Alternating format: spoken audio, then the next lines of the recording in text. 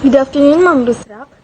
I am Christine May C. Buenaflor, and our topic is all about the Chapter 6 promotion of local and oral history and other related topics. But the subtopic assigned to me is all about the indigenous customs and rituals. So now let us start our discussion. Indigenous customs and rituals. Indigenous originates from the Latin word indigena, meaning native. So, ang indigenous daw nga term originated from the Latin word indigena, which is native. So, pag makadungo po bitatag word nga indigenous, it will come to our mind that nagid na siya kanang native or part na siya ana nga particular group. And this was first used in 1646 to describe naturally existing native inhabitants in a place or country. So, yes, it was first originated in 1946 para ma-describe ang kanabitong existing inhabitants in a place or country. Just like I've said earlier, pag may kadungog gitag word nga indigenous, makahuna-huna gyud ta nga nana siya group in a particular place. The United Nations define indigenous individuals as those who inherit unique culture, maintain distinct social, economic, cultural, and political characteristics, and maintain unique ways of relating to people and the environment. So, pag maingon tag traditional, kuan gid ang kanidawang indigenous, pag maingon tag traditional, it will pass down through generations. So, ginadefine jud nila ang indigenous individuals nga katong naay mga unique cultures, maintain distinct social, economic, cultural, and political characteristic, and ga-maintain sila unique ways of relating to people and the environment. So, kanag yung ang diri nga mga group kana bitawng mga nasa sila mga unique nga kaya buhaton ba, dili lang sila ordinary people nga mora na mabuhat or diri kanang nasa sila mga more on rituals and spiritual beliefs. Customs are traditional, accepted behavior specific to a society, place, or time, while rituals are religious ceremonies with a fixed order of actions. These are characterized by formalism, traditionalism, invariance, rule governance, sacred symbolism, and performance. So, ang customs daw are traditional. Nga namang traditional man siya. Kaya it will pass down through the generation and accepted, generally recognized and practiced with a community. So, dili gid basta-basta, dili bitaw siya mawala og dali kay it will pass in through the generation, from generation to generation.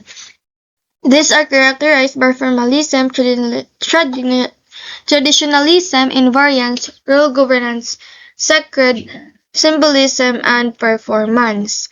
So, in a specific to a society, place, or time formality, the different culture and religions have their own customs. Some customs are more formalized than others. Muna siya nga gitawag og traditional ang custom. Indigenous Filipinos rely on rituals for spiritual and social support, incorporating instrumental music, chanting, and dancing, and these rites are part of their communal life cycle and reflect their culture and aspirations. So, ang indigenous people, mag-rely gina siya sa mga rituals. Mabitaw to ang gingon gay na pag makanungog tag indigenous, ato yung muna is mga native or diha ang mga particular group nagi-ritual na mahitabo. Kay mao na ang atong makita sa mga IPMR nga mga people, indigenous people, muna siya IPMR. So, rituals, because it follows specific sequence of behavior or rites. And also, napo siya prescribed nga forms and structures. And just like I've said earlier, pass down siya sa moabutay nga mga generations. And typically, have symbols, rules, or guidelines governing their performances.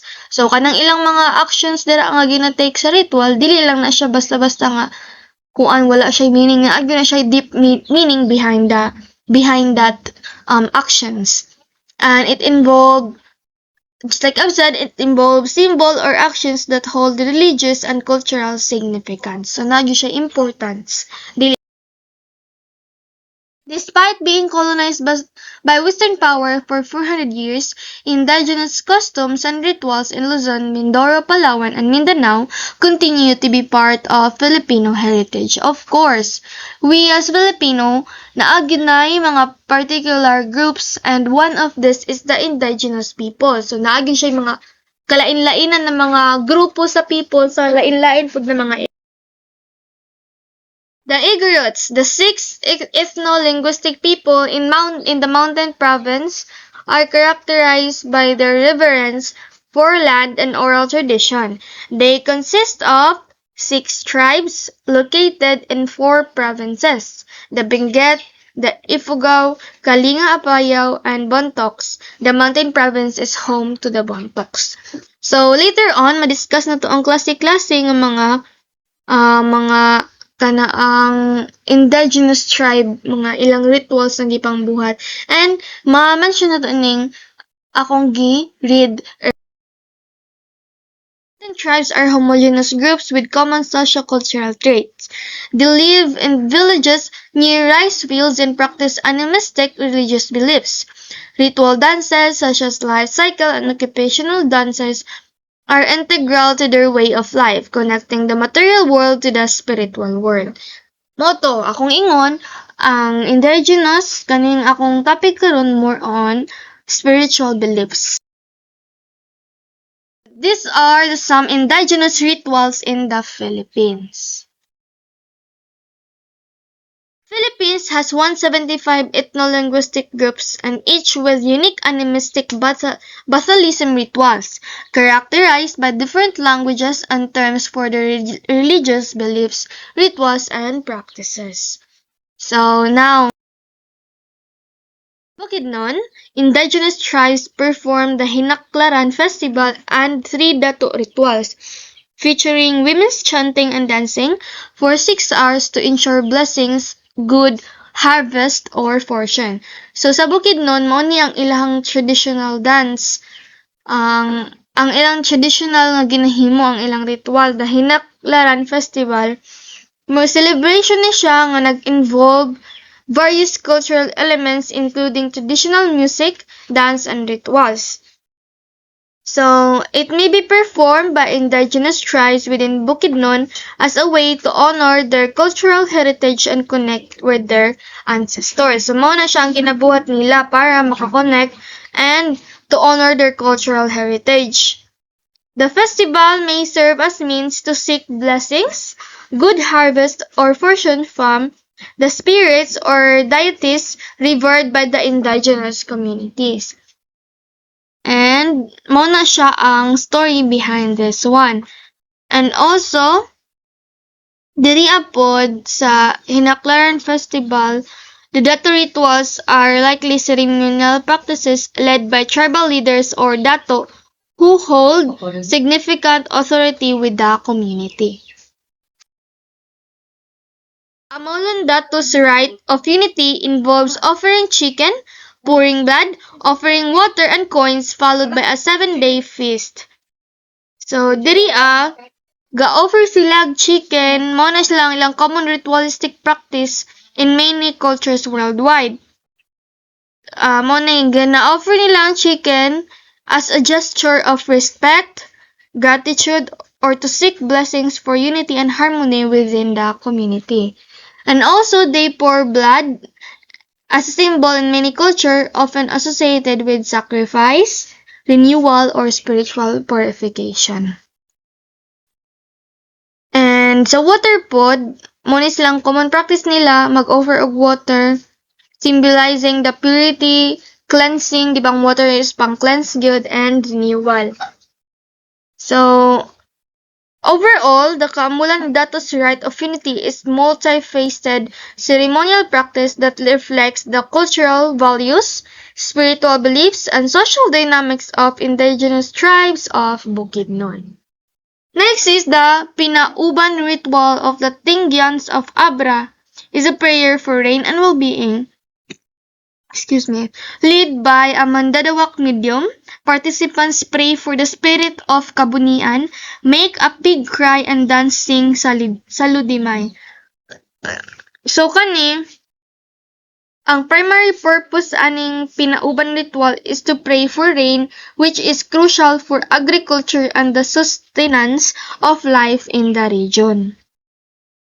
So overall, mao ni siya ang deeply garrot tradition nga nagreflect sa community intimate relationship with nature, spirituality, and cultural heritage. The Edas of Zambales practice anituan, a ritual where a sick person is surrounded by a shaman and relatives covered with red cloth and treated with weapons. If unsuccessful, they appease spirits with gifts, food. So, kaning anituan ritual, mo ni siya ang nay anito baylan, kanang anito baylan, marag ka ng mga babaylan ba, kanang nay mga, malabit to siya mga, sa tawag ana, anito, na siya anito, na siya babaylan. Pero, ordinary nga person na siya. Kani siya, ga-reflect ni siya sa Bandayas deep spiritual connection with the environment and their efforts to maintain balance and harmony with the natural world through ceremonial practices and reverence for the spirits inhabiting it. The Bandayas of Davao practice rituals to court environmental spirits, including the Anito Baylan ritual where the female Baylan hold the red scarves, kalasag shells, beads, and shells while spinning the shaking in trance. So, mauto siya dali. Pagubo, a religious people from Davao, believe in Pamulak Malnubo, who created heaven and earth, and they follow rituals like Ginom, a 4-day ritual dressed in colorful tinalak clothes. A healing ritual involves a female Baylan officiating, dabbing the body with sacrificial chicken blood and dancing to restore vitality. So, my lolo and lula is one of the manubo. So, nakita gid na ko nga na sila yung mga rituals like kanang mag-heal bitaw og mga sakit mo na sila mga rituals nila. And naagyoy ka nang tinuod yun nga na ay female Baylan ang mag-facilitate bitaw mo siya ang mag-heal mo, siya ang magsayaw. And in the Bisao Mountain Province, observe ritual bignas to appease spirits during festivities. Menfolk gather at dawn in the Dap-A, then go to a nearby mountaintop to awaken spirits. Elder read a myth from previous begnas to predict luck. They chant to the gods and visit a sacred tree called Patay to offer a sacrificial pig. And at the end of the ritual, women after tobacco, gin, cola, and rice wine kalptater, the ritual ends with dancing. So kanipod, deeply rooted tradition that reflects the community's reverence for nature spirits and ancestral customs. So, gaampo sila diri, ga-offer, and naa sila communal gatherings para to foster social cohesion, spiritual harmony, and cultural identity among the people of Bisao. So, kani sila nga mga thank you, Di. Kani sila nga mga rituals is maka-gain gitag knowledge ni diri kay para makabalo bitaw ta kung unsay mga particular unsay napadi ay mga particular persons and groups in different places. So I hope you learn in my report, and that's all. Thank you.